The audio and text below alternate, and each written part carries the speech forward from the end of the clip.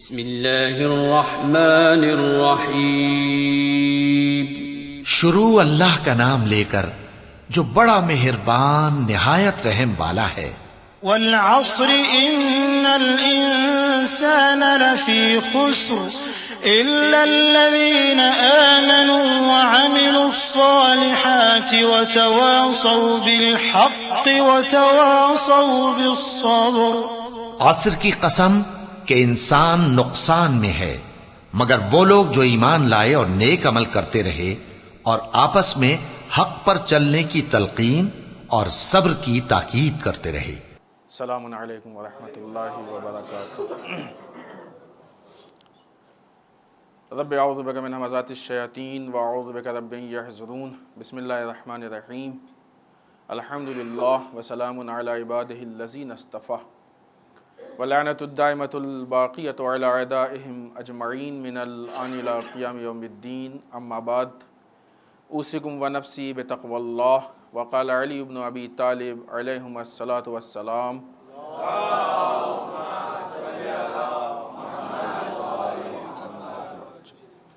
ما کل مفتون یعاتب۔ عزیزان محترم، حسب دستور سب سے پہلے تقوی پروردگار کی طرف اپنے نفس اور آپ سب کو دعوت دیتے ہوئے، اس لیے کہ دین کی بنیاد تقوی پہ ہے۔ تقوی وہ ہے کہ جو ہم کو صحیح توحید پہچانواتا ہے۔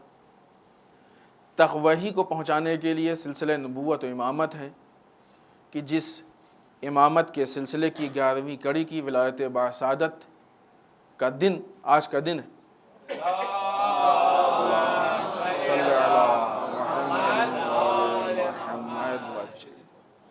اس سلسلے میں ہم آپ سب کی خدمت میں امام حسن عسکری علیہ السلام کی ولایت باسعادت کی مبارکباد پیش کرتے ہیں، اور اپنے اور آپ سب کی طرف سے تمام علماء، مراجع، ولی فقیہ اور بالخصوص اپنے وقت کے امام کی خدمت میں تبریک و تہنیت کا ہدیہ پیش کرتے ہیں۔ ہمارا سارے امام، لیکن بہرحال آج چونکہ ان کی ولادت تاریخ ہے، یہ امام تقوی کا مجسمہ تھا۔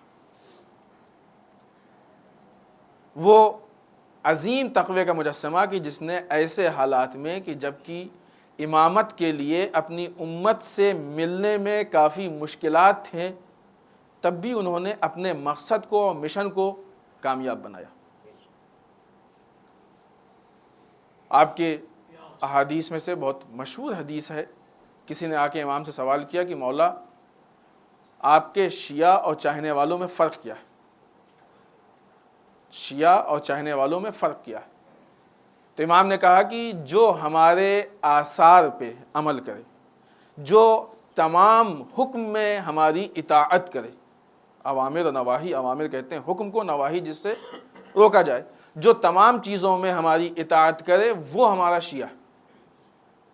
اور پھر اس کا کہتے ہیں کہ جو بہت زیادہ احکام پروردگار یا جو چیزیں خدا نے فرض کی ہیں اس کی مخالفت کرتا ہو وہ ہمارے شیعوں میں سے نہیں، جو زیادہ احکام کی مخالفت کرتا ہو۔ ہم نے آپ سے بارہا کہا کہ دینداری انسان کی پرسنل زندگی سے الگ چیز نہیں ہے کہ ہم مثلا دینداری کے لیے مسجد میں آئے۔ تقوی کا میسیج ہے، یہ تقوی کسی ٹائم کے لیے نہیں ہے کہ ہم مثلا مسجد میں 2 گھنٹے کے لیے متقی اور باہر نکلے تو آزاد سے مطلب یہ کہ تقوی سے آزاد، نہ کہ حقیقی آزادی تو تقوی میں ہی ہے۔ اگر تقوی نہیں تو پھر آزادی کہاں؟ پھر انسان پریشان۔ حقیقی اور واقعی آزادی تقوی میں۔ تو ایسا نہیں کہ جب مسجد میں آئے تو تقوی، باہر گئے ختم تقوی، روزہ رکھا تو تقوی، کھول دیا تقوی ختم، حج کرنے گئے تو تقوی چھوڑ دیا، نہیں۔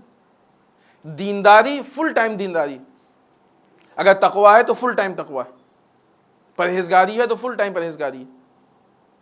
لہذا جب دینداری مکمل دینداری ہے، لہذا اکثر چیزوں میں اگر کوئی یا زیادہ تر ہماری مخالفت کرتا ہے، یعنی دینداری کو انسان کو کسی بھی جگہ پہ چھوڑنا نہیں چاہیے۔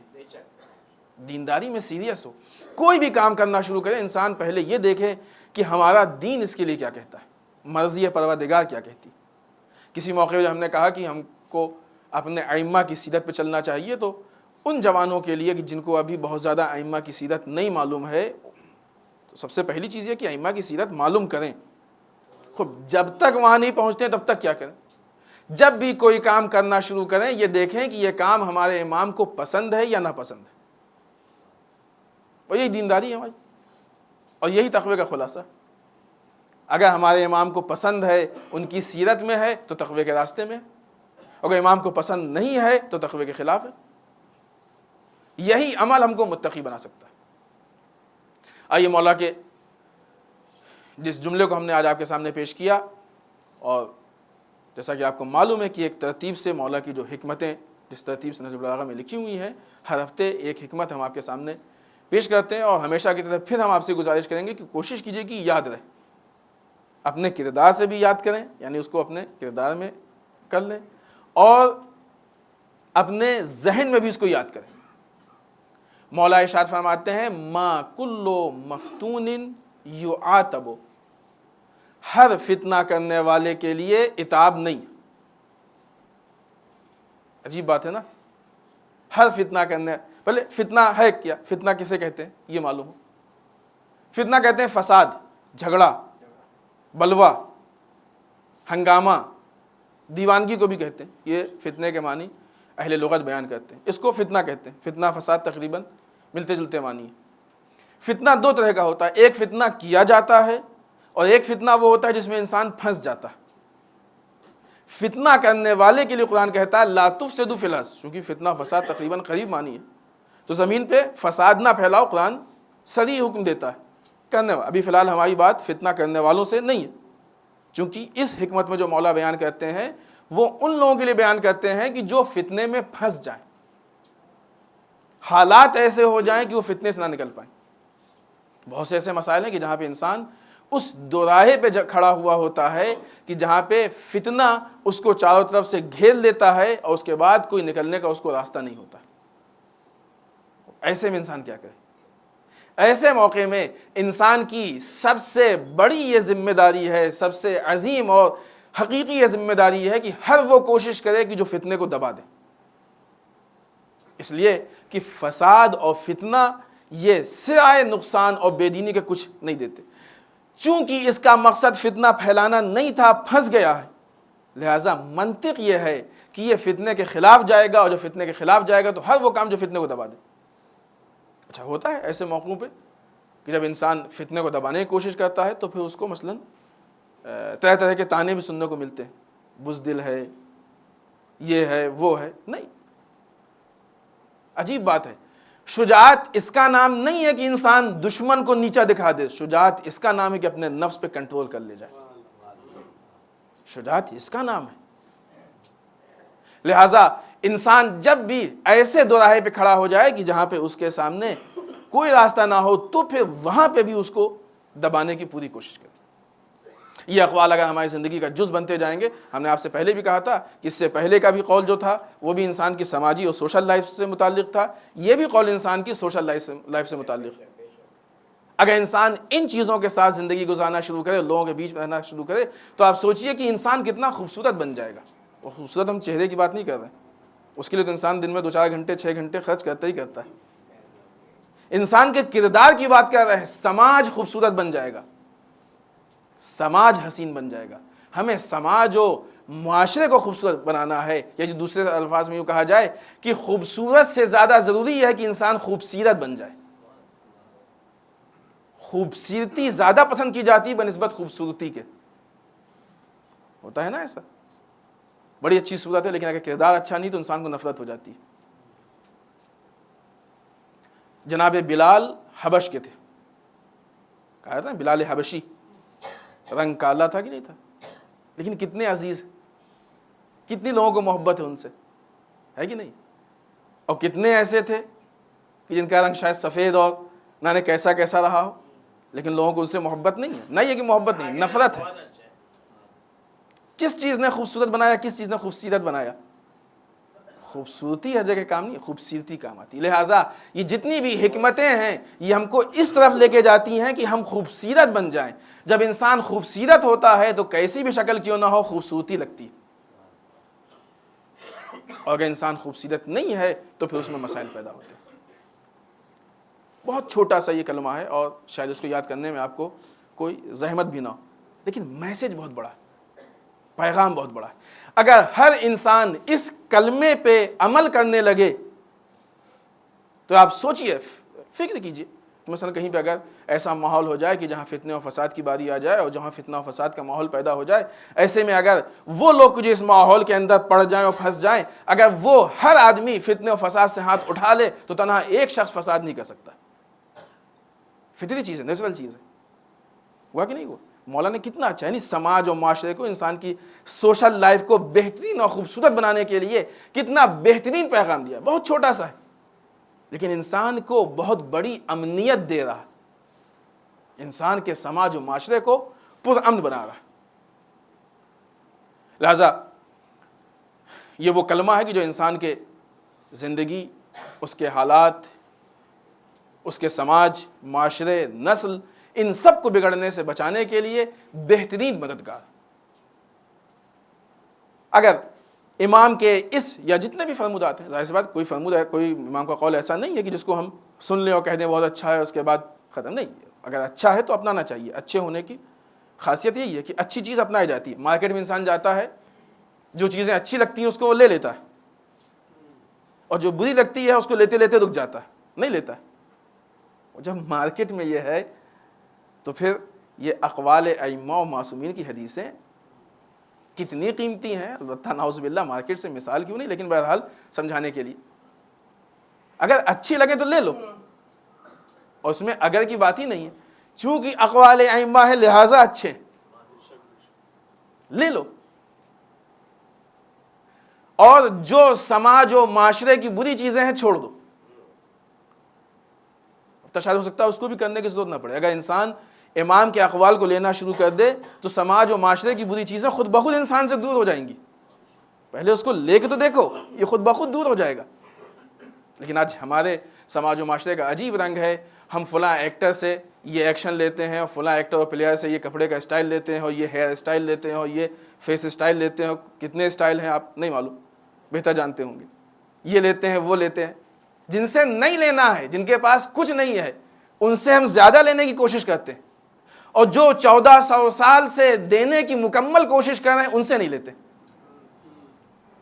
اور اس کے بعد بھی ہم سمجھتے ہیں کہ ہم دیندار۔ ائمہ کی سیرت نہیں معلوم ہم دیندار، رسول کی سیرت نہیں معلوم ہم دیندار۔ رسول کو خداوند متعال نے نمونہ عمل بنا کے بھیجا ہے، لقد کان لکم فی رسول اللہ اسوۃ حسنہ، رسول نمونہ عمل۔ یہ زمانے کی مشہور شخصیتیں، بڑے عہدے والے، زیادہ پیسے والے، ایکٹرز، پلیئرز، یہ نمونہ عمل نہیں بن سکتے ہیں ہمارے لیے۔ یہ فنکار ہیں، ضروری نہیں ہے کہ ہر فنکار دیندار بھی ہو، فن اور دین میں فرق ہوتا۔ ہاں اگر آپ کو اس فن کی ضرورت ہے تو آپ اس سے لیجئے، وہ فن آپ اس سے لے سکتے ہیں اگر اس کی ضرورت ہو، صحیح ہو، وہ سارے شرائط پائے جاتے ہو۔ لیکن آپ اپنی لائف اسٹائل اس سے کیوں لے سکتے ہیں؟ لائف اسٹائل کے لیے نمونہ عمل نہیں ہے وہ، لائف اسٹائل اس سے لیجئے کہ جو لائف اسٹائل کے لیے نمونہ عمل بن کے آیا ہے۔ مولا کائنات اپنے ان تمام احکامات و پیغامات میں ہم کو بہترین لائف اسٹائل دینا چاہتے ہیں، بشرطے کہ ہمارے اندر لینے کی بھی صلاحیت ہو۔ خزانہ کھلا ہوا ہے، جس کے اندر ظرف ہوگا، صلاحیت ہوگی، وہ اپنے دامن کو بھر لے گا، جس میں ظرف و صلاحیت نہیں ہوگی وہ ویسی خالی کٹورا لے کے آگے نکل جائے گا۔ بسم اللہ الرحمن الرحیم، انا اعطیناک الکوثر فصل لربک وانحر ان شانئک هو الابتر۔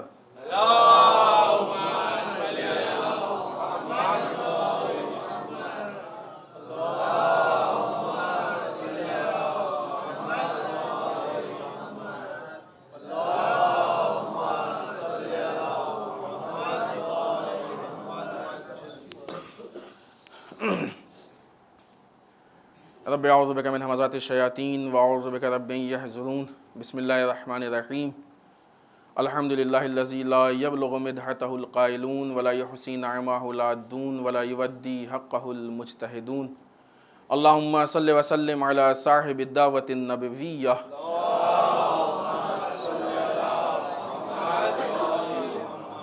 والصولۃ الحیدریہ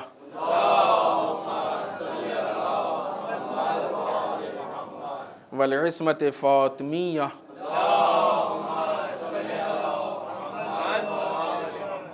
والحلم الحسنیہ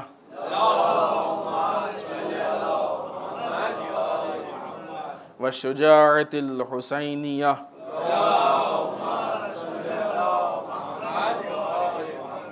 والعبادت السجادیہ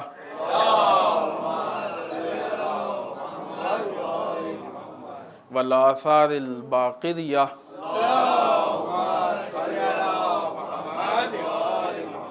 والماصر الجعفریہ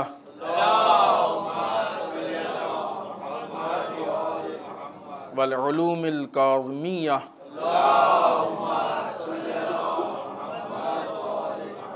والرضا الرضویہ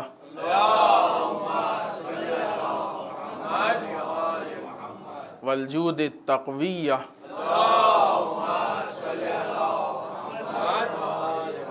والنقاوة النقویہ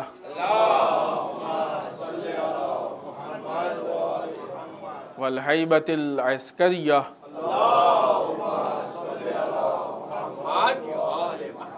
والغیبۃ الہیہ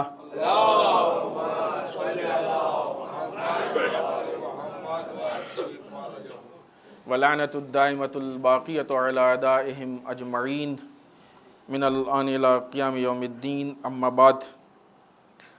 عزیزوں، اس ہفتے کی مناسبات میں سے سب سے بڑی اور بڑی اہم مناسبت ہے کہ جس کی تاریخ آج کی تاریخ ہے، جیسا کہ ابھی ہم نے خطبہ اول میں اشارہ بھی کیا کہ ہمارے وقت کے امام کے والد 11ویں امام امام حسن عسکری علیہ السلام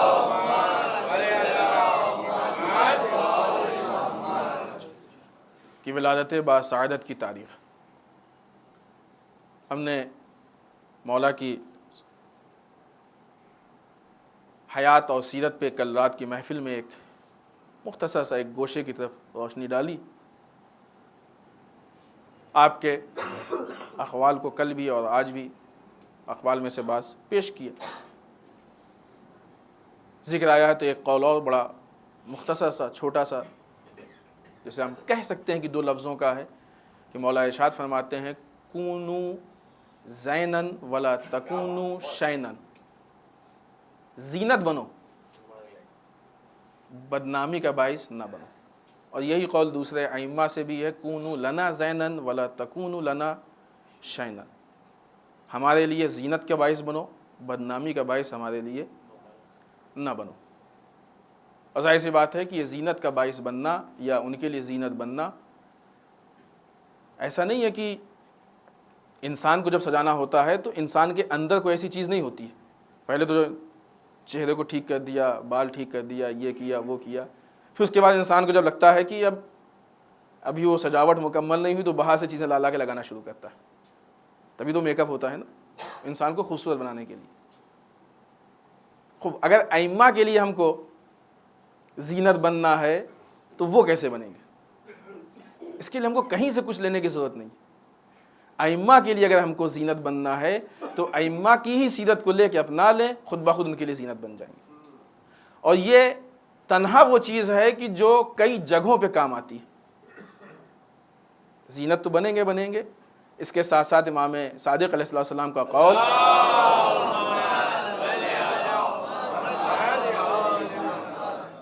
کہ لوگوں کو بغیر بولے ہوئے دعوت دو، کچھ کہو نا دعوت دو۔ کیسے انسان دعوت دے گا بغیر بولے ہوئے؟ یہی کردار ہے، وہ کردار کی جو کہ باعث زینت بنے گا۔ اس کردار کو دیکھ کے لوگ خود بخود کھنچتے چلے آئیں گے کہ جب یہ ایسا ہے تو اس کا امام کیسا ہوگا۔ لیکن اگر کردار ہی ہمارا خراب ہوگا تو پھر ہم کس منہ سے کہہ سکتے ہیں کہ ہم فلاں امام والے ہیں یا فلاں امام کے چاہنے والے؟ اس وقت ہم کو بھی کہنے میں شرمندگی محسوس ہو سکتی ہے۔ بعض روایت کے حساب سے ولایت آج کی تاریخ میں ہے، اور بعض روایت کے حساب سے 10 ربیع الثانی یعنی سنڈے کے دن جو تاریخ پڑ رہی ہے، یہ روایات میں اختلاف ہے۔ بعض روایتیں اس دن بھی بتاتی ہیں کہ ولادت کی تاریخ۔ دوسری مناسبت جو اس ہفتے کی ہے وہ 13 ربیع الثانی، بعض روایات کے اعتبار سے شہزادیہ کونین صدیقہ طاہرہ جناب فاطمۃ الزہرا سلام اللہ علیہا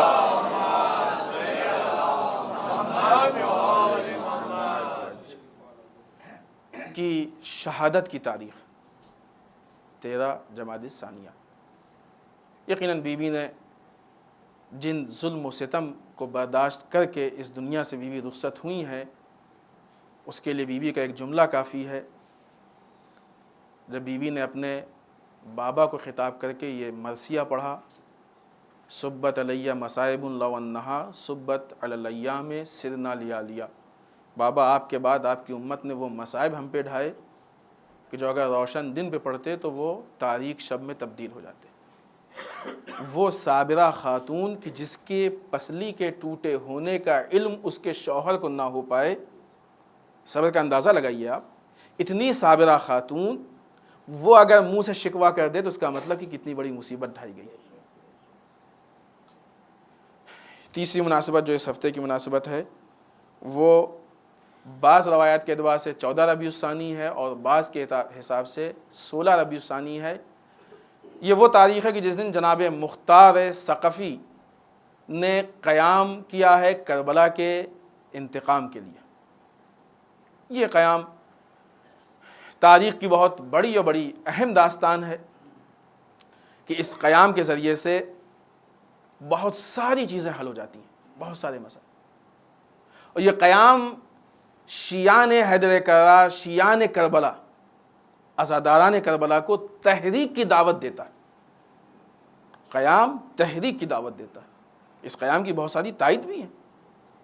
روایات میں ہے کہ جناب مختار کے لڑکے امام محمد باقر علیہ السلام کے پاس پہنچے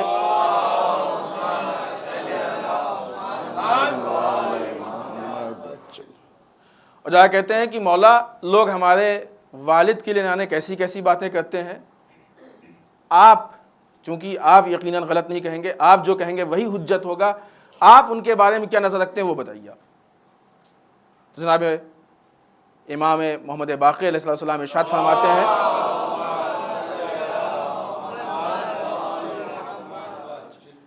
کہ مختار اس ذات کا نام ہے کہ جس نے ہمارے اجڑے ہوئے گھروں کو آباد کیا۔ دوسرے الفاظ میں کہا جائے کہ امام نے جناب مختار کا قصیدہ پڑھنا شروع کیا۔ مختار اس ذات کا نام ہے جس نے ہمارے اجڑے ہوئے گھروں کو آباد کیا۔ مختار وہ ہے کہ جس نے ہمارے دشمنوں کو قتل کیا، ہمارے خون کا بدلہ لیا۔ مختار نے ہمارے دشمنوں کو قتل کیا، ہمارے خون کا بدلہ لیا۔ اور پھر اس کے بعد جب کئی باتیں آپ نے کئی جملے ارشاد فرمایا، اس کے بعد آخر میں کہتے ہیں 3 مرتبہ رحم اللہ اباک، چونکہ جناب مختار کا لڑکا سامنے تھا، رحم اللہ اباک، خدا تمہارے باپ پہ رحمت کرے، خدا تمہارے باپ پہ رحمت کرے، خدا تمہارے باپ پہ رحمت کرے۔ خوب یہ قیام جناب مختار، تھوڑی سی بات اس لیے اس پہ ہو سکتی ہے کہ ابھی تک ہم جناب مختار کی تاریخ کو اجمالاً جانتے تھے، کچھ معلوم کچھ نہیں معلوم جو سنا، لیکن الحمدللہ جمہوریہ اسلامی ایران کے اس سیریل کے بنانے کے بعد کافی حد تک تفصیل سے لوگوں کے سامنے یہ باتیں آ گئیں جس کو ہم نے ایسے دیکھا جیسے اپنی نگاہوں سے دیکھتے ہوں۔ 2 چیزیں دیکھیے آپ، جناب مختار نے کن حالات میں قیام کیا اور قیام کا میسج کیا ہے، جناب مختار کے اس قیام کا پیغام کیا ہے۔ جس وقت واقع کربلا ہوا یہ ایک ظلم کی رودات تھی، ظلم کی داستان تھی۔ جناب مختار کا قیام، یہ بات ذہن میں رہے کہ ائمہ کی تعریف حجت ہوتی ہے، ائمہ بلا وجہ تعریف نہیں کرتے۔ امام سجاد علیہ السلام نے عبید اللہ کے سر کو دیکھ کے مسکرایا، مسکرا کے آپ نے جناب مختار کی تعریف کی۔ امام محمد باقر علیہ السلام نے تعریف کی، روایت ہم نے آپ کے سامنے پیش کی۔ اس کا مطلب کہ ائمہ کی نگاہ میں یہ غلط کام نہیں تھا، حجت ائمہ کی۔ جناب مختار نے ان حالات میں جبکہ دیکھا کہ اہل بیت اطہار پہ، اسلام پہ، شیعت پہ ظلم ہو رہا ہے، جناب مختار نے ان حالات میں سب سے پہلے وہ وسائل و حالات پیدا کیے کہ جن کے ذریعے سے انتقام لیا جا سکتا تھا۔ آج ہم بڑی آسانی سے کہتے ہیں نا، جو دنیا کے ظلم کی بات ہوتی ہے ان سے کہا تھا کہ صاحب اس ظلم کے مقابلے میں کھڑے ہوئیے، ظلم کی مخالفت کیجئے، کہتے ہیں ہم کیا کر سکتے ہیں، ہمارے پاس تو کچھ نہیں۔ مختار کے پاس بھی کچھ نہیں تھا، مختار نے حالات پیدا کیے تب ظلم کے مقابلے میں آئے، وسائل پیدا کیے تو ظلم کے مقابلے میں آئے۔ جناب مختار کا یہ میسج، یہ پیغام دنیا کے لیے، رہتی دنیا کے لیے، کہ دیکھو حالات خود بخود نہیں بنتے ہیں، حالات بنائے جاتے ہیں۔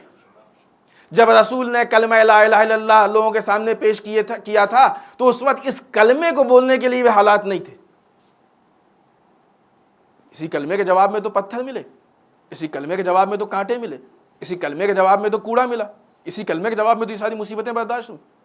لیکن رسول نے حالات پیش کیے، یعنی اگر انسان حالات سے لڑنا نہ جانتا ہو تو ایک سیدھا سا کلمہ بھی نہیں پڑھ سکتا ہے، قیام تو بہت بڑی چیز ہے۔ انسان کی زندگی کی دلیل ہی یہی ہے کہ وہ حالات سے لڑے۔ جو حالات اپنے آپ کو حالات کے حوالے کرتے وہ زندہ نہیں ہوا کرتا، مردہ ہوا کرتا ہے۔ حیات اور زندگی کی دلیل یہ ہے کہ انسان حالات سے لڑے۔ دوسری چیز جو اس میں بہت اہم پوائنٹ ہے کہ آپ دیکھیے جناب مختار کا لشکر جس جگہ پہ لاسٹ میں شکست کھا رہا ہے اس کی علت کیا ہے۔ بہت سارے پیغامات ہیں، بہت سارے دروس ہیں، آپ خود دیکھیے اور غور کیجیے اس کو۔ ہو سکتا ہے کہ اگر تحلیلی نگاہ سے، انالائز کی نگاہ سے نہیں دیکھا ہو تو پھر دیکھیے اور تحلیل کرنے کی کوشش کیجیے، ایک ایک چیز کی علت معلوم کرنے کی کوشش کیجیے، اس لیے کہ یہ تاریخ، ہسٹری کو ہمارے لیے درس عبرت کہا گیا، اس سے عبرت لو۔ یہ ہسٹری یوں ہی نہیں ہوتی۔ کیوں جناب مختار کے لشکر بعض اوقات جو کمزور پڑا اور جو بعض اوقات شکست کھایا یا جو لوگ زیادہ شہید ہو گئے، کیوں، کیا علت تھی؟ جب تک جناب مختار کے لشکر میں عرب و عجم کا تعصب نہیں تھا اس وقت تک فتح ہی فتح ہوتی رہی۔ جہاں سے یہ تعصب پیدا ہوا، یعنی ہر وہ چیز کہ جو ہمیں بانٹنے والی ہو وہ ہم کو شکست کی طرف لے جاتی ہے۔ ہم کیوں یہ سمجھتے ہیں کہ فتح و شکست صرف میدان جنگ میں ہے؟ نہیں عزیزان محترم، انسان کی زندگی کے ہر لمحے میں فتح بھی ہے، شکست بھی ہے۔ جو لوگ اسلحوں کو فتح و شکست کا معیار سمجھتے ہیں ان کی جنگ بے مقصد ہوا کرتی ہے، اسی لیے وہ اسلحوں کی بنیاد پہ فتح و شکست سمجھتے ہیں۔ اور جن کی زندگی با مقصد ہوتی ہے وہ مقصد کے حاصل کرنے کو فتح سمجھتے ہیں، مقصد کے فوت ہو جانے کو شکست سمجھتے ہیں۔ ہماری زندگی با مقصد ہے، چونکہ با مقصد ہے لہٰذا ہم کو زندگی کے ہر لمحے میں فتح حاصل کرنی۔ یہ بٹنے والی باتیں، یہ تعصب والی باتیں، یہ پریشان کرنے، یہ باتیں تھوڑا سا اور اگر واضح کہیں، چونکہ بس بیماری ہے تو بہرحال ذکر کی جائے گی۔ آپ دیکھیے الگ الگ جگہوں پہ الگ الگ عنوان سے ہم مسلمان ہیں تو پھر اس میں بٹنے کی بات ہو گئی، یہ شیعہ، سنی، حنفی، بریلوی، دیوبندی، پھر اس میں بھی اور چھوٹے چھوٹے فرقے ہونا شروع ہوئے۔ خوب شیعوں میں آئیے سید، خواجہ، نان سید، شیخ، یہ کیوں نہیں وہ باتیں کرتے ہیں جو ملانے والی باتیں ہوں؟ کیوں وہ باتیں کرتے ہیں جو بانٹنے والی باتیں؟ شیعہ ہیں، اثنا عشری ہیں، ختم۔ مسلمان ہیں، رسول کے کلمہ گو ہیں، ختم۔ ہم نے یاد ہے کہ سلسلے وار کئی ہفتے آپ کے سامنے قرآن مجید کی آیت شریفہ پیش کی ہے کہ جس میں خداوند متعال نے کہا ہے کہ تم کو قبیلوں میں صرف تمہاری شناخت کے لیے ہم نے بانٹا ہے، پہچان کے لیے، اس لیے نہیں بانٹا ہے کہ تم تعصب پیدا کر لو اپنے بیچ۔ تعصب دشمن کی سیرت کا نام ہے۔ ائمہ میں کبھی تعصب دیکھا ہے آپ نے؟ جو رسول سلمان کو اپنے اہل بیت میں شامل کر لے، ہے کہ نہیں؟ ہے کہ نہیں؟ سلمان من اہل البیت کیوں کہا؟ رسول عرب تھے، سلمان عجم تھے۔ سیرت رسول کیا کہتی ہے؟ یہ کہتی ہے کہ سلمان تم عجم ہو تو ہمارے ساتھ نہیں مل سکتے ہو۔ تو پھر آج اس طرح کی باتیں کیوں ہوتی ہیں؟ ہاں، ہم نے بعض جگہوں پہ دیکھا ہے کہ جب لوگ غلط راستے سے کسی سیٹ گدی تک پہنچنا چاہتے ہیں تو ان کی کچھ باطل سیاستیں ہیں کہ جو علاقائی تفرقہ پیدا کر کے اپنے مقصد کو حاصل کرنا چاہتے ہیں۔ یہ ان کی سیرت ہے، ان کی سیرت میں اور ہماری سیرت میں فرق ہونا چاہیے۔ ہم دینداری کی بنیاد پہ چل رہے ہیں، باطل سیاست کی بنیاد پہ نہیں چل رہے ہیں۔ کیا ہوا اس جنگ میں؟ جہاں مختار کی بات ہے نا، بات ذہن سے نہ نکلے۔ اس جنگ میں کیا ہوا؟ نگاہ کے سامنے ہے آپ کے۔ جب بھی کہیں بھی تعصب و تفرقے کی بات ہوتی ہے تو یہ تفرقہ تیسرے کی طرف سے ہوتا ہے اور اس کا فائدہ بھی تیسرا ہی اٹھاتا ہے۔ جو دو لڑتے ہیں ان کا کوئی فائدہ نہیں ہوتا، وہ تو نقصان میں رہتے ہیں۔ جب بھی ہمارے درمیان تعصب ہوگا، چاہے وہ سنی شیعہ کے عنوان سے ہو، چاہے وہ خواجہ سید کے عنوان سے ہو، چاہے وہ علاقے کے عنوان سے ہو، مثلا یہ گجرات کے ہیں، یو پی کے ہیں، یہ بہار کے ہیں، یہ مہاراشٹر کے ہیں، انڈیا کے ہیں، یہ پاکستان، کیا ہے یہ سب؟ اسلام میں کوئی حد نہیں ہے، اسلام میں صرف ایک حد ہے، ایمان کی حد ہے، تقوی کی حد ہے۔ خداوند متعال کہتا ہے کہ ہمارے نزدیک سب سے زیادہ صاحب عزت وہ ہے جو تقوی میں سب سے زیادہ ہو۔ خدا کی نگاہ میں سب سے زیادہ صاحب عزت جو ہے جو تقوی میں سب سے زیادہ ہو۔ ہمارے نزدیک سب سے زیادہ صاحب عزت کون ہے؟ جس کے پاس پیسہ زیادہ ہو، جس کے پاس عہدہ بڑا ہو، جو ہمارے ایریے کا ہو، جو ہمارے قوم و قبیلے کا ہو، جو ہماری پارٹی کا ہو۔ وہ نہیں قرآن کے خلاف، اسلام کے خلاف۔ دو کی لڑائی میں تیسرے کا فائدہ۔ اب اگر ہم لڑ رہے ہیں تو ہم یہ دیکھیں کس کا فائدہ ہے، وہ تیسرا ہم سے فائدہ اٹھائے گا۔ یہی وجہ ہے کہ اگر انسان کو اپنے نقصانات سے اپنے آپ کو بچانا ہے اور دشمن کے فائدے کو روکنا ہے تو پھر انسان اپنے آپ کو فساد سے بچائے، پھر اس طرح کے اختلافات سے بچے۔ مل محبت کی زندگی کتنی اچھی ہوتی ہے، پیسفل ہوتی ہے، پرامن زندگی۔ کیوں لڑنے کے بہانے ڈھونڈتے ہیں؟ ملنے کے بہانے کیوں نہیں ڈھونڈ رہے؟ اس مختار نامے سے یہ درس عبرت لیں ہم۔ کتنی تاکید تھی جناب مختار کی اس پہ، کتنی بعض جگہوں پہ تبدیلیاں کرنی پڑی۔ آپ کو یاد ہوگا کہ بعض اوقات لشکر کا سپہ سالار جناب مختار نے اس بنیاد پہ بدلا کہ ایسا نہ ہو کہ تعصب پیدا ہو جائے۔ ہے آپ کی نگاہوں کے سامنے، نہیں دیکھا ہوگا پھر دیکھیے گا۔ کیوں؟ تاکہ قوم کو تعصب سے بچایا جائے، قوم کو تفریقے سے بچایا جائے۔ تفریقہ اچھی چیز نہیں ہوتی، ملنا اچھی چیز ہوتی ہے۔ آئی مناسبات میں سے ایک اور مناسبت جو کہ اس ہفتے کی اہم مناسبتوں میں سے ہے، ایک پیپر ہے اردو میں جو کہ حیدرآباد سے نکلتا ہے، صدائے حسینی۔ اس پیپر میں 28 فروری کو ایک نیوز نکلی ہے، اور اس پیپر نے برطانوی پیپر جس کا نام ڈیلی میل ہے، اس کے حوالے سے ایک خبر لکھی ہے کہ انجیل کا وہ نسخہ، وہ ورژن مل گیا ہے کہ جس میں رسول خدا صلی اللہ علیہ وآلہ وسلم کی تصدیق ہے۔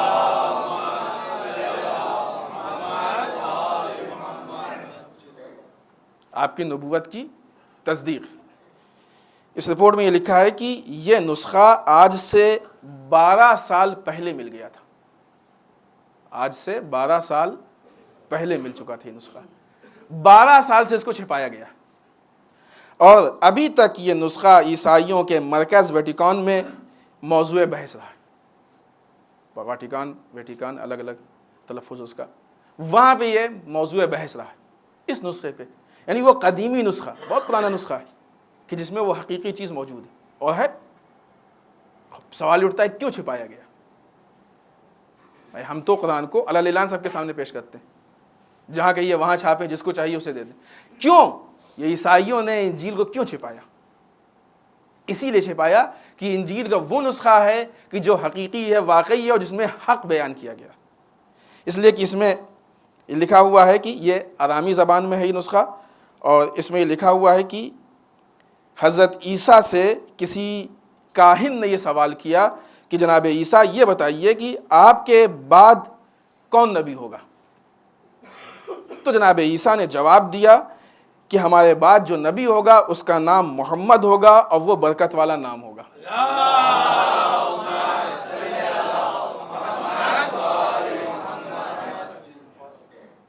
چونکہ یہ حقیقت ہے اس لیے اس کو چھپایا گیا۔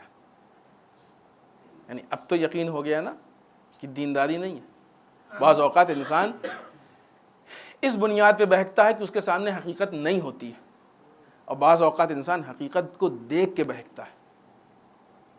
بعض لوگ ایسے ہوتے ہیں ان کو نہیں معلوم ہوتا ہے کہ حقیقت کیا، چونکہ مثلا ایک خاص مذہب کے گھر میں پیدا ہوئے، بچپنے سے وہی کلچر دیکھ رہے ہیں، وہی مذہب دیکھ رہے ہیں، اسی کو اختیار کر لیا، اسی رسم و رواج پہ عمل کر لیا۔ اسی لیے ہم کہتے ہیں بارہا کہ کبھی دین کو کلچر سے نہ لیں، کبھی دین کو محلے اور ماں باپ سے نہ لیں، ہمیشہ دین کو اس جگہ سے، پراپر جگہ سے لیں جہاں سے دین لینا چاہیے۔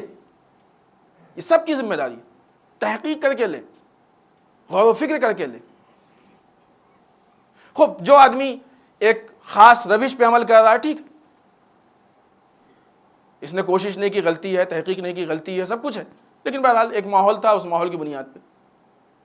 لیکن بعض لوگ وہ ہوتے ہیں جن کو معلوم ہو جاتا ہے کہ حق یہ ہے، اور اس کے باوجود وہ اس حق کو قبول نہیں کرتے ہیں، یہ ان کی کٹ حجتی ہے، اور یہی سب سے بڑی بے دینی۔